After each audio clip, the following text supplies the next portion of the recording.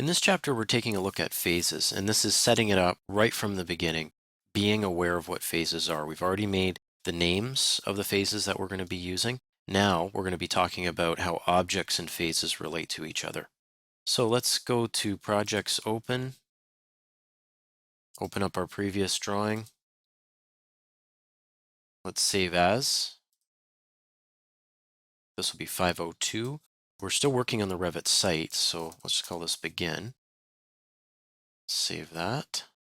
Very good. And then let's just do a Save As. And we'll call this Complete. And I'll just mark our spot.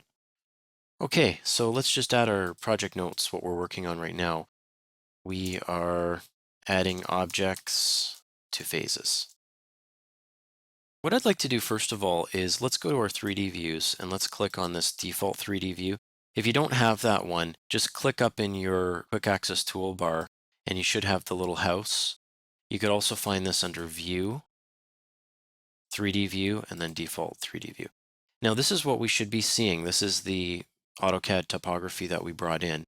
Those are the contour lines. Now we don't really have anything of Revit anyway to put on a phase yet, so let's just jump a little bit ahead. We are going to talk more about topography later on, but let's just make a topography out of this and put it on the existing phase. So we'll go to Massing and Site. We'll click on Topo Surface. Now, in the ribbon, we're going to Create from Import. We're going to click on that. Notice you have Select Import Instance or Specified Points File. Specified Points File is based on an actual X, Y, and Z coordinate file. It's more of a table or spreadsheet than an AutoCAD points file actually has little points on it. That's not what it's referring to. But we're not going to use that. We're going to be using this one here, Select Import Instance. We'll just click on those contour lines. Now it's going to ask me, well, what layers do you need to define this topography? Well, I don't need the property line and I probably don't need 0. Contours is all that I'm going to be needing. And then I'm just going to say OK.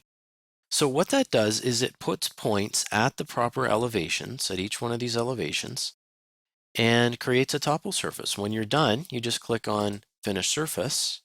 And if we were to just go to our visual style and change it to, oh, let's say shaded, you'd notice that there is actually a surface there. If I hold down my Shift middle click and just pan this around, there actually is a topo surface there. The reason we made this primarily was to put it on a face. So let's do that.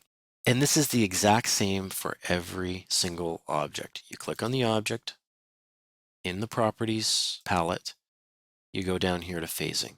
You say, when was this created? It was created during existing. When is it going to be demolished?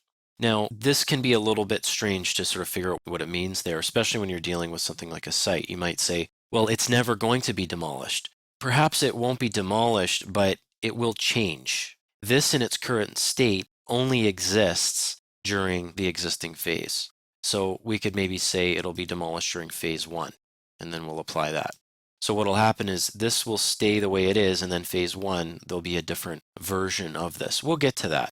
When you're dealing with things like walls, doors, windows, you have to know when something was created and then when it's going to be demolished, if ever it will be demolished. And we'll look at scenarios on and on and on as we go throughout the course.